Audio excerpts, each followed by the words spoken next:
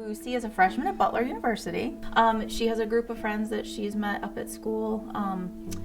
Just hangs out with her roommate and has a boyfriend that goes to college kind of nearby. So yeah, they just do a lot of hanging out. I think there's like a group of 8 or 10 of them. She is 18. And she's loving life in college right now.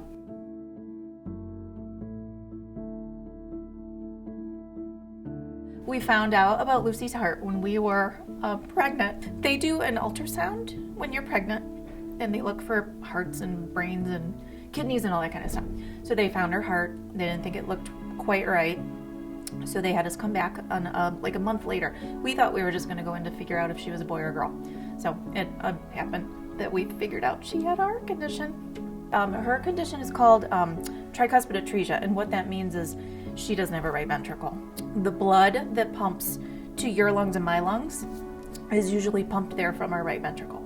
The left ventricle handles the blood circulation to the whole body. The right ventricle handles it to the lungs. So she just doesn't have that little piece of her heart that pumps to her lungs. When we found out about it, it was kind of shocking. We didn't know that could happen. It wasn't anything that you ever kind of read about in the, what to expect when you're expecting handbooks. The doctor kind of diagnosed it. We went for lots of subsequent appointments, ended up with lots of ultrasounds. So we, knew her well before she came out and was born. And actually it was kind of nice having all those doctors and all those tests and everything. They kind of knew what to expect from her heart when she was born. She ended up with 2 open heart surgeries, and the repair that she has is usually a 3-part repair. She got by with just a 2-part repair. So she did a surgery when she was 5 months old, she did a surgery when she was 2 years old, and she really hasn't had anything but, she had one intervention last summer where she did a heart catheterization, they kind of closed off some extra blood vessels that had formed in the 15 years since her last surgery.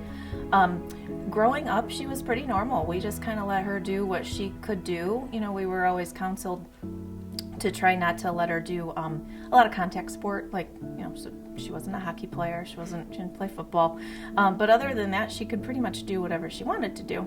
We just kind of let her take the lead.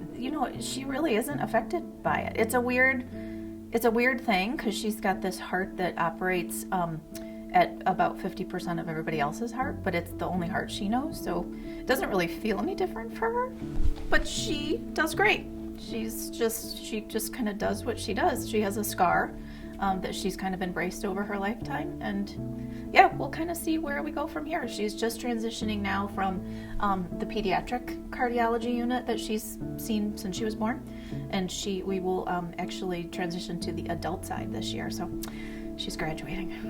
When we found out we were having her, we didn't know that we didn't know that her defect could possibly be incompatible with life. So we just had her. There are a lot of parents, I think, that are diagnosed with heart stuff. They don't think their kids are going to have a worthwhile life. I would say, don't think that.